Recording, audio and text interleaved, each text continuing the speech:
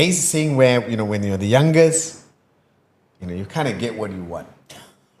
Let's be honest. Yeah, I see it a lot Yeah? in your family. Hey. I mean, I'm just saying, yeah.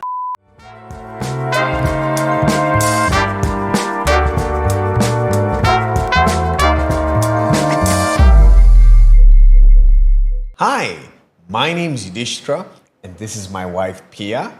We're a husband and wife podcast. Every marriage has its story, but not every couple decides to place a mic in front of them and share it with the world. Today, we want to talk about something that we both deeply resonate with. I'm not sure if any of you can resonate with it. It's basically the youngest child syndrome. So the question that we always ask when we meet other youngest child in the family is that, are youngest children treated differently? And how is it and what is their experience? You know what is very interesting? Both of us are actually the youngest children. Yeah, I know. Right. And that's like one of the first few things that I felt like when we got together, I felt like, oh my God, finally somebody can finally understand the struggles of a youngest child. And I think when we talk about youngest, there's so many stereotypes. Yes. Being attached to it, right? Like oftentimes, I think the ones that I hear often is like, oh, you're too spoiled, you have it too easy, you never had to struggle. Were there any other stereotypes that youngest children often feel? I think the element of not being taken seriously. Oh my God, yeah. I think that is, I would put forward that would be also maybe another point of, I don't know, what would struggle, would it say? Yeah. Yeah, I think like the element of not being taken seriously, I think it's oftentimes, I mean, like we're going to unpack that a little bit more in our conversations, but for sure, I think having it too easy or never had to struggle or being underestimated, I think that's another one as well.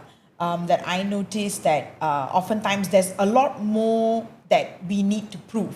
Because like I think a lot of my friends actually, there's actually a group of friends that I have, and surprisingly all of us are the youngest child.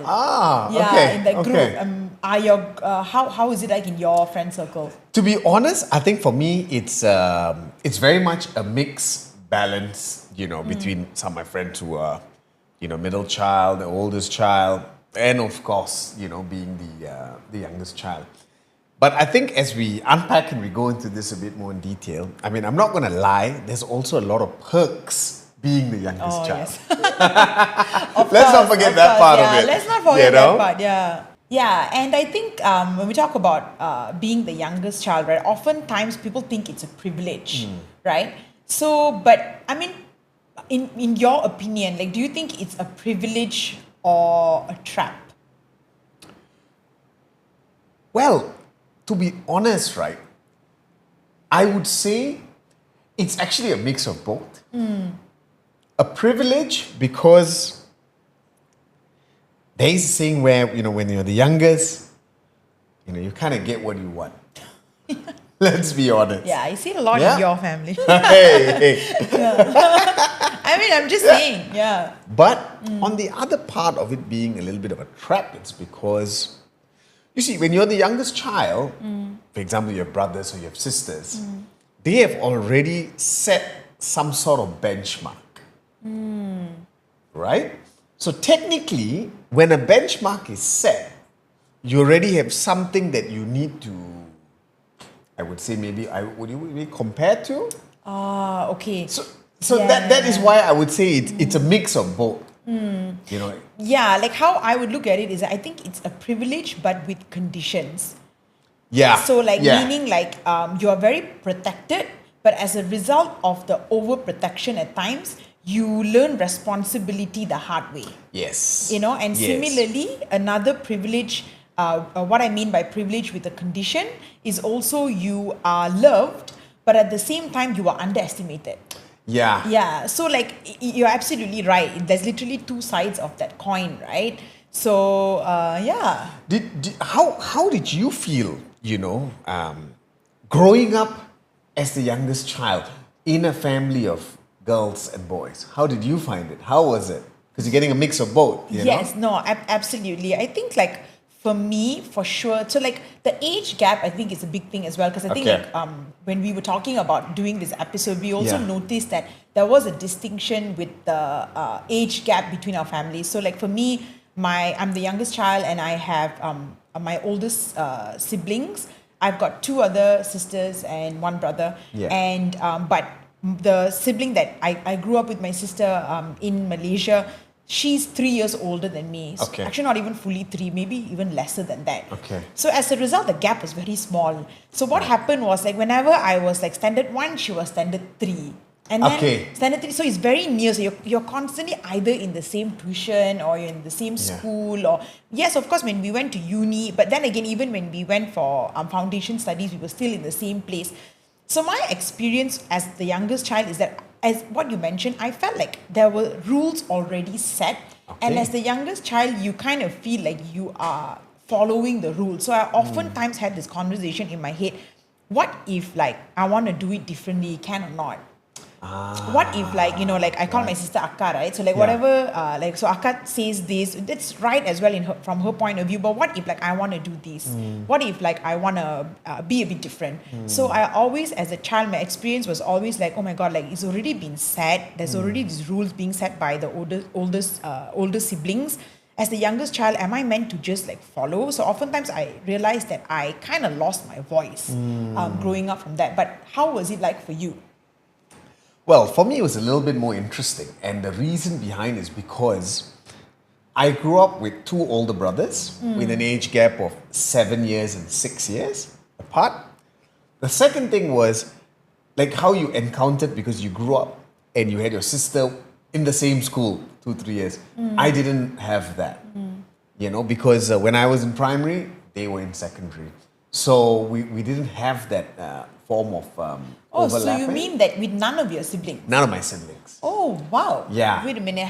What's the gap against 7? 6 and 7? 6 and 7 years. Oh, so meaning that when you went into Primary 1, they were in secondary 1, secondary 2. Oh, wow. Okay. So I didn't encounter that type of a thing. But of course, I think what it came about for me was a lot more to do with the aspect of, because they have already kind of set a certain path in a way of things. So generally, you are kind of like following that path, you know, and you would think it's, you know, it could be the right path, you know, but I believe that each and every one is very different. You know, so even an example could be maybe even going to tuition, you know. If your brothers went to that tuition, okay, you better go for that tuition. Yeah. You know? Yeah. So, yeah.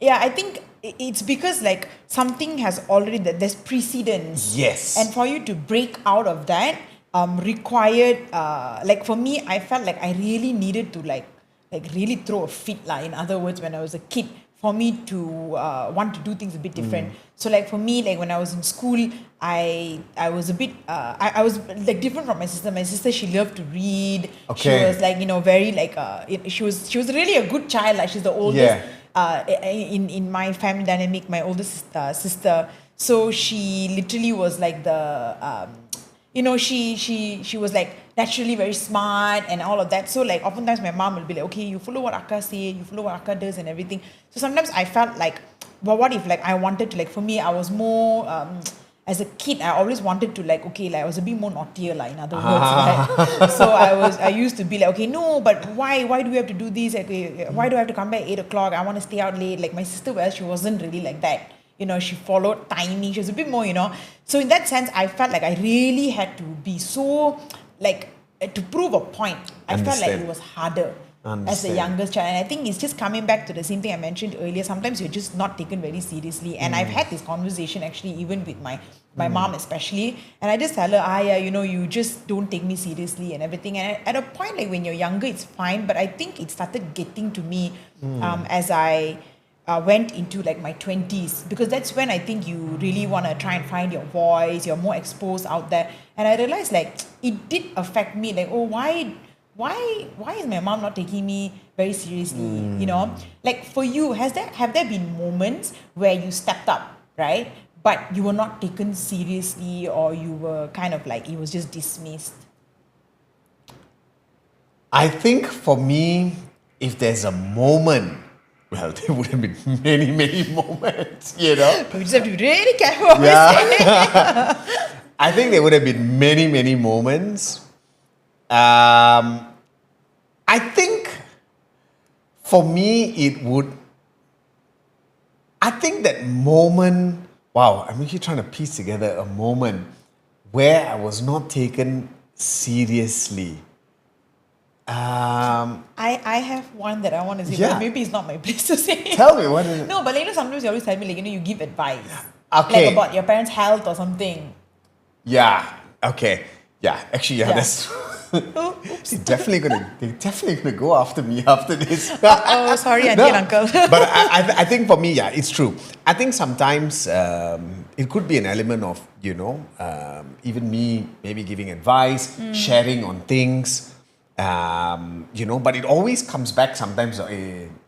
I think you're still young. You got to learn a lot more before you're able to speak on things, specific things. And yeah, you're right. Maybe it could even be health advice. It could be even fitness. But I guess when you're the youngest child, it's normally, I guess there's a term or the phrase. It could be it is that you're like the baby of the family. Oh my God. You know what I mean? So Yeah. okay, no, you're the baby. We care for you. We really, so in situations, no, it's okay. I think you need a bit more experience. Yeah, but you see that's like in a way, like it's very nice being the baby of the family. Like, oh my God, like you get so many perks, like what Yudish mentioned. Like we get away with things. We I don't know, like sometimes, like, if we had this podcast with the oldest child, they probably turn around and say that, oh my God, they did one mistake.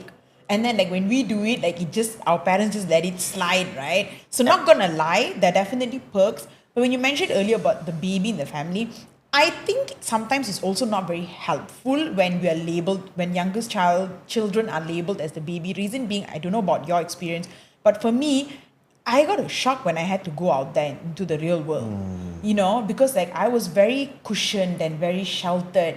And like I felt like my mom, so like my sister makes this joke. So like whenever when I was young, whenever my mom and we had like misunderstandings or anything, so my mom would actually from like downstairs come all the way up, knock on my door and be like, girl, are you okay? Are you okay? Like, mommy's here, open the door. And my sister used to tell my mom, like, oh my God, you better stop doing that. She's gonna get into a lot of trouble in the future. You're mollycoddling her, like, in other words. And I used to be like, what's she talking about? But honestly, like when we had arguments, that was the first thing you noticed as well. Yeah. I kind of expected you to behave like my mom, come and like rescue me, save me, knock on the door. But you were just like, you know what, you're a grown woman. So you have to learn how to self-soothe and all that, Yes. So 100%, like, I don't know, do you have any incidences? Yeah, well, actually, on the fun part of it, right? I remember when I was young, being the youngest child, right? So this was the advantage of being, or where they classify as a baby, because I remember I think I was at home and I got up to a bit of a prank at home, Which you always do. I'm always doing it. I remember my dad came back and everything. He ended up scolding my brother as opposed to me. But he knew that you did it. He knew that I was Oh but he my said, so God. there are some certain perks. Okay, but that's like, but why? Because was he having an expectation that your brother was supposed to like? Not I can't allow- remember the Oh my exact God. situation of it, but I guess these were the additional my God. responsibilities Oh my God. that the oldest had to take, Yeah. and that the youngest was able to avoid. Oh my God! guess. I shouldn't be laughing because actually I can really resonate with that now that I just suddenly when you Yeah. said it, I thought about it. Like, it's so true. Like when I was in school, and sometimes like if something, I remember, I think like somebody stole my pencil box or something in school Yeah. one day, and it got nothing to do with my sister, absolutely nothing. But I remember my mom telling her to go and see the teacher the next day to talk about what happened to my sister's pencil box. And at that Yeah. time, I thought it was like normal. Then now I'm thinking about like, why was my sister like roped into this? You get what I mean? So yeah, 100%, you get a lot of protection and shelter and stuff, right? But just to unpack a little bit deeper, Sure. when we talk about how it affects our masculinity and how it affects our femininity. So from like a masculine standpoint, right? As the youngest son, did you ever feel the pressure to, or the need to like perform, to provide, to as the youngest child, like as the youngest son, did you ever feel that pressure? What do you mean? In what aspect? That means, like, for example, from the in the context of, like, say maybe education, like younger schooling days, like say like your older siblings got a particular grade as the youngest son, right, from a male point, because we often associate male with like success and going out there and accomplishing things. So did you feel that kind of pressure?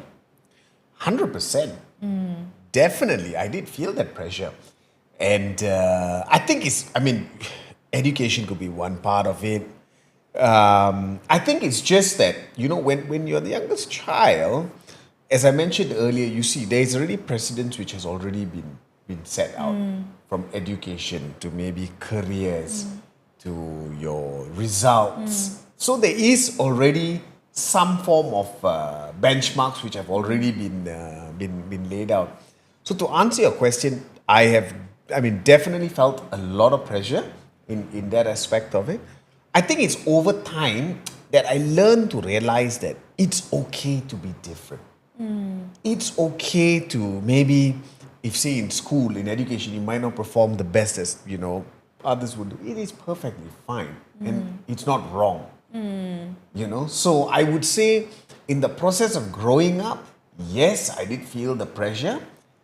Even going in university, and of course you feel there is an element of pressure because you wanna, without realizing, you wanna live up to what is expectations.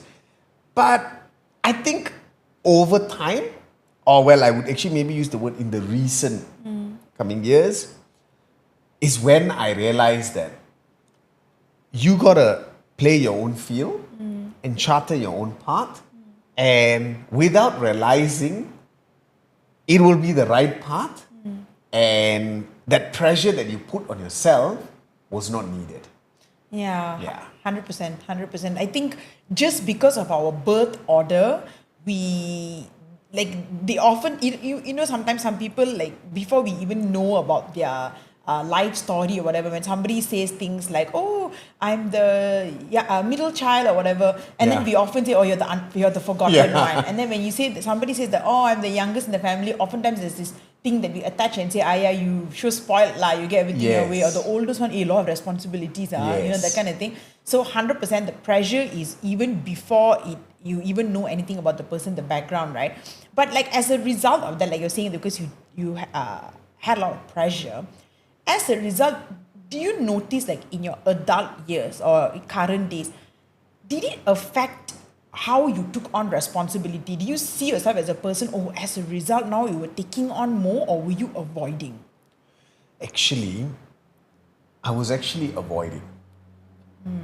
And what was interesting was, because as you grow up, yes, more responsibility come on you, but when you have been programmed, okay, never mind, it's okay. Someone else can help you with this. Someone else can help you with that. Okay, not to worry. But you reach a point in your life and you're like, no, now is the time you gotta handle this. You gotta sort this out. But what is interesting and amazing is that sometimes we also doubt our own self. Hey, can we handle this? Can we solve this? But when we actually do, we're like, oh my goodness. Yeah. So there's an interesting part that I look at this.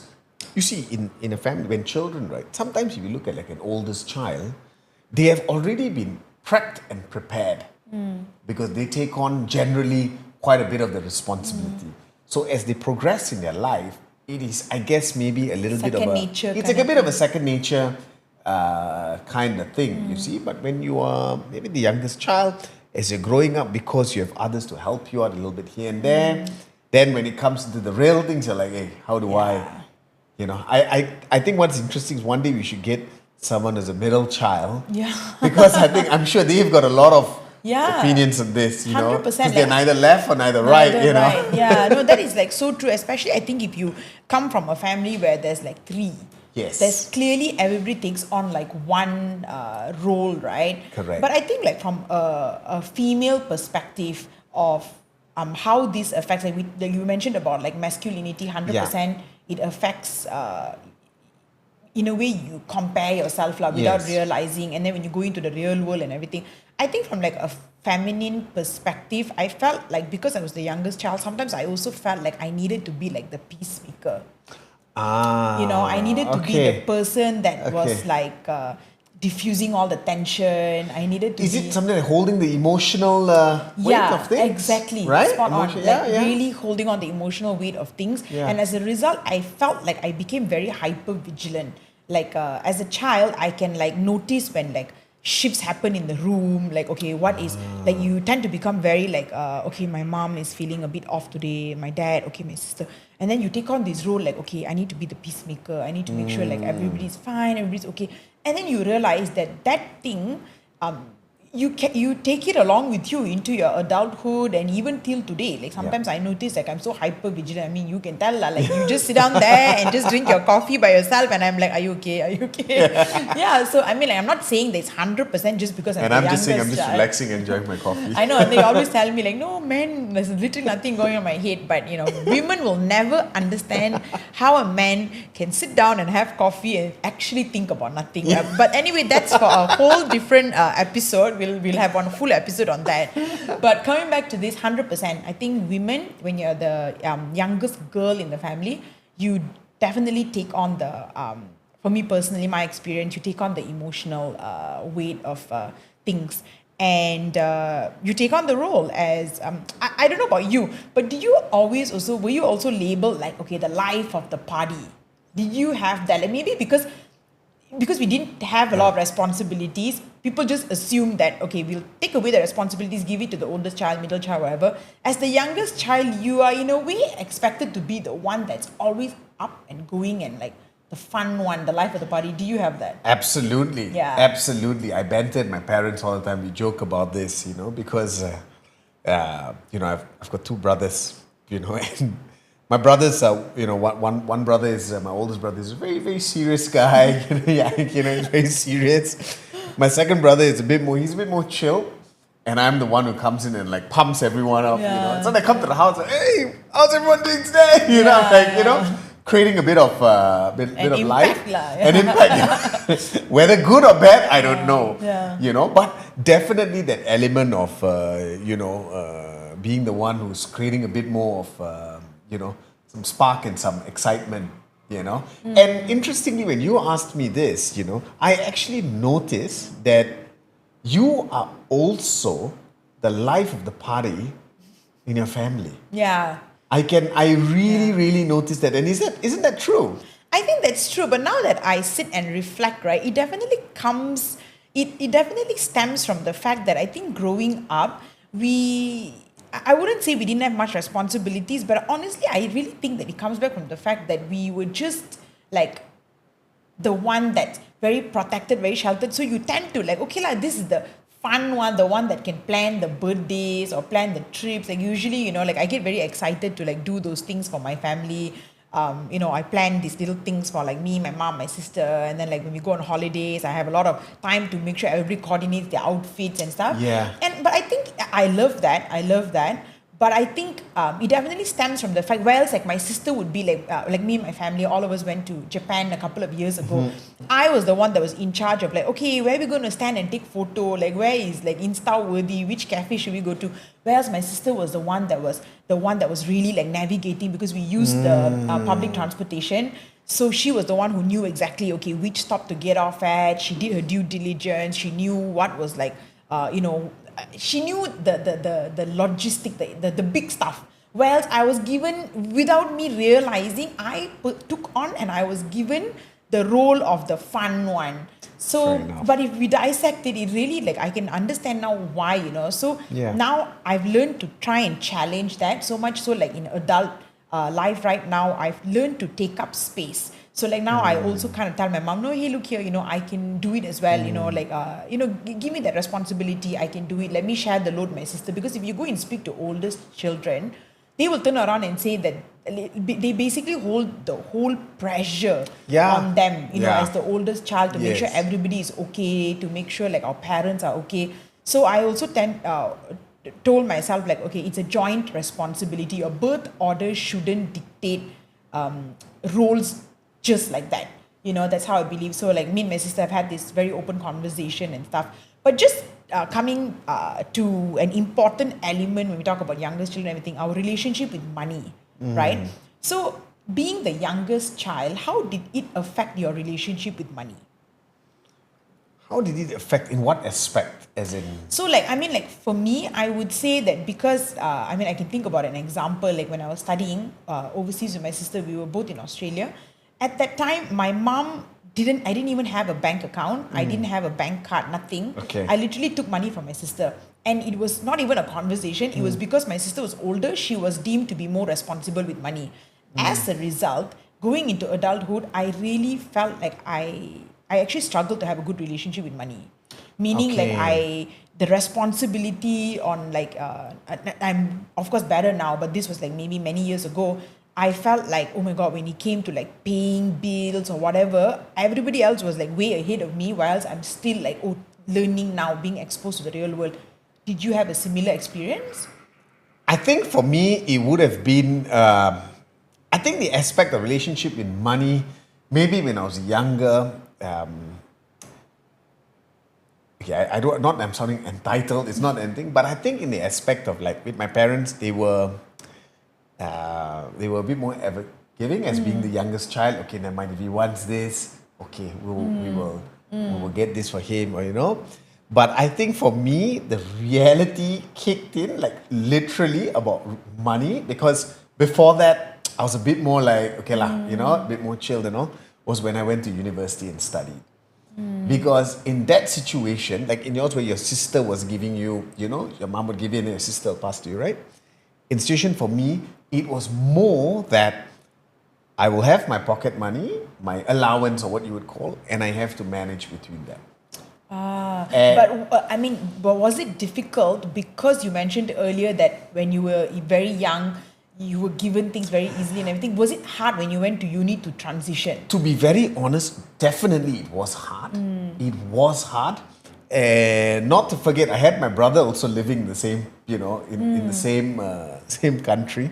But he just gave me a really good advice at that juncture. He says, look, and I always remember this, he says, you have your allowance, manage between that.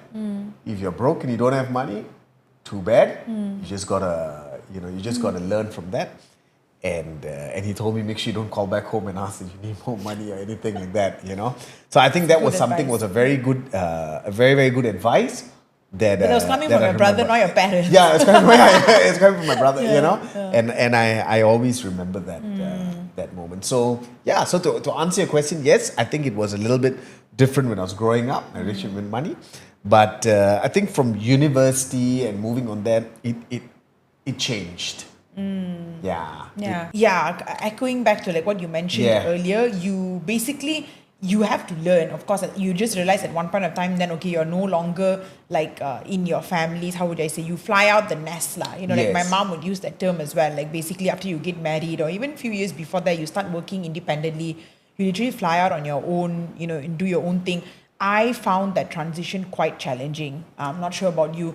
And if I sit down and like reflect now and everything, I completely understand that it's also because of the fact that,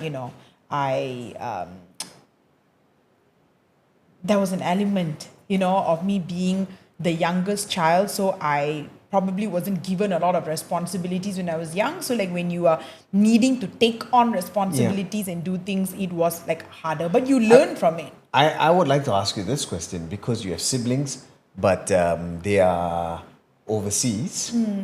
So naturally, how did you feel being the youngest child, but taking on the responsibilities of an oldest child? Oh, that's actually a really good question. Yes, so I think that, it's so good that you pointed that out, because you're absolutely right. I'm the only child in the country right now. So sometimes like now I feel like sometimes I'm the oldest, I'm the middle, I'm the youngest, all packed in one, right? But to answer your question, I had a very open conversation with my sibling, with my sister about this, and she did kind of tell me, like, because I'm the only child in the family right now, I mean in Malaysia, how I need to kind of, like, in other words, like, step up, help Yeah. out a little bit more. So I took that on, but it was hard. Coming back to the point earlier, because you're so used to being the one that's the fun one and everything, and then suddenly you're dealing with, like, helping your parents make big decisions and all of that. So it was challenging, not to say it's not doable. So 100% being the youngest child, don't attach that label to yourself that just Okay. because you're the youngest child, then this is the only things that I can do. We have to come out of that. It's possible, but of course be kind to ourselves, knowing that the birth order, especially coming in like Asian households, it definitely affects lah. Nice thing that you pointed that out, 100%. Interesting. But I think we would love to, we have so much more to talk about this, but we will share a little bit more.